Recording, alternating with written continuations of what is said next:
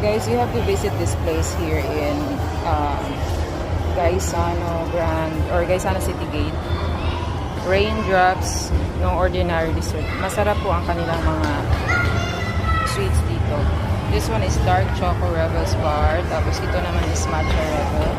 This one is s'mores, brownies, coffees, biscoff. We have this biscoff. Tapos kung gusto nyong mag-order ng mga cakes, meron din sila. This one is the famous right now, the pistachio, the taffy chocolate, strawberry, Oreo chocolate, blueberry. Sobrang sarap po dito. Actually, na-try ko na to sila. Pero ngayon, ang binili ko lang is yung cookies. Kasi masarap yung cookies nila for coffee and all. Perfect. Tapos ito yung cookies nila. Sobrang yummy nito. Ilan ka na?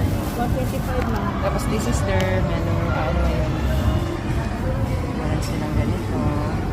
Pero meron kayong ideas. Masarap po sila, promise. Hindi po kayo magsisisi dito sa kanila. Masarap pati yung mga cookies nila actually. Ang sarap. Kiosk lang po sila dito sa City Gate. Ganito po yung kiosk nila. Again, this is Raindrops.